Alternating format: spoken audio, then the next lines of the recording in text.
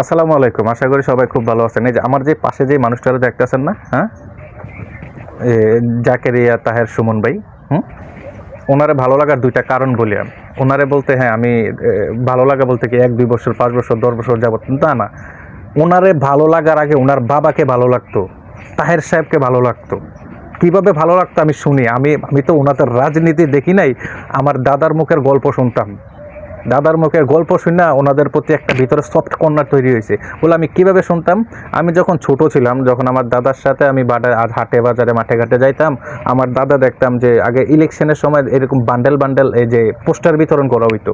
তো ওইখান থেকে আমার দাদায় এই অনেকগুলো পোস্টার বান্ডেল বান্ডেল পোস্টার নিয়ে এসে আমি কিংবা আমার চাস্তো ভাই যারা তাদের সবাই দিত, যেগুলো আমার সব আমার ঘরের কোণার মধ্যে লাগাই দিবি। হ্যাঁ, আমরা 10 টাকা 5 টাকা 2 টাকা 1 টাকা করে দিত।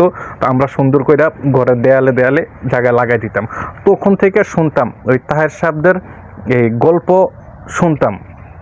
শুনতে শুনতে ভিতরে একটা সফট কর্নার তৈরি হয়েছে এই এই মানুষগুলোর প্রতি, এই দলের প্রতি, এই মানুষের প্রতি। আমি যখন থেকে রাজনীতি একটু বুঝি, মানে ভালো খারাপ ডিবেটেড করার মতো জ্ঞান আল্লাহ আমার একটু দিছে, তখন থেকে আমি এই মানুষটারে চিনি। এই মানুষটার আমার ভালো লাগে। কেন ভালো লাগে আমি আপনাকে আরেকটা উদাহরণ দিই। এই মানুষটা গত 16-17 বছর যাবৎ নির্যাতন হয়েছে, হামলা মামলা বহুত কিছু খাইছে, হ্যাঁ, কিন্তু টাকা দিয়ে এইসব মানুষদেরকে কিনতে পারে নাই। সাবেক ফেসিস্ট সরকার ওনাদেরকে টাকা দিয়ে কিনতে পারে নাই, এবং কি ওনারা টাকার কাছে বিক্রি হয় নাই। যদি টাকার কাছে বিক্রি হতো তাহলে আমরা আরও এটা বুঝে নিত। ওনারা টাকার কাছে বিক্রি হয় নাই বলেই আজকে এখনও বাপদাদারা দিয়ে গেছে যেই দল, এই দলের মধ্যে খুঁটি গাইরে বসে আছে। মরলেও আসি, বাঁচলেও আসি, মরলে এই দল নিয়ে মরবো। হ্যাঁ, ওনাদের পার্সোনালি ব্যক্তিত্বগুলো আছে না, আমাদের মতো সাধারণ মানুষদেরকে খুব মুগ্ধ করে।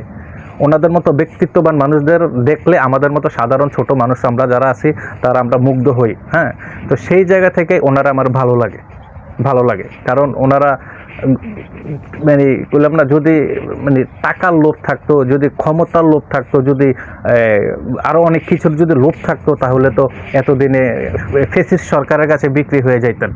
জান নাই তো, হামলা মামলা নির্যাতন অনেক কিছু সহ্য করে আজকে এই পর্যায়ে।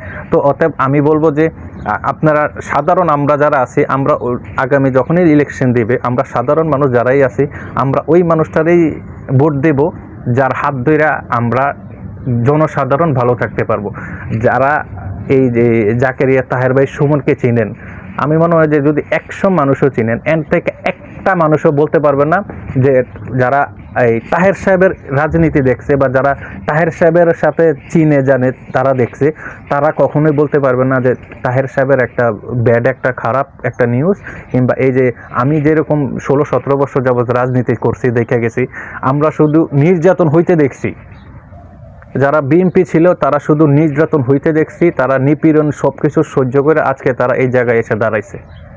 অতএব তারা 16-17 বছরে অনেক কিছু শিখছে, দেশকে কি দিতে হইব, দেশের মানুষ কি চায়, ওনারা খুব ভালোভাবে শিখছে। বলে কিভাবে ভালোভাবে শিখছে, কারণ ওনারা নির্যাতনের শিকার হইতে হইতে হইতে হইতে হইতে হইতে আজকে 16-17 বছর পর এই জায়গায় এসে দাঁড়াইছে। তো আমি দোয়া করব আল্লাহ যেন ওনারা সুস্থ রাখেন এবং জনস্বার্থে ভালো কাজ করার তৌফিক দান করেন, এবং কি দোয়া চাই যে প্রত্যেকটা বগুড়া কুমিল্লা দক্ষিণ জেলা সব বিএনপি বা দেশের মানুষগুলোর কাছে তারা সবাই মিলে ওনারা সাপোর্ট করবেন, ওনার যোগ্য একটা স্থানে পৌঁছাইয়া আমরা ওনাদের থেকে অনেক ভালো কিছু নিতে পারবো আশা করি।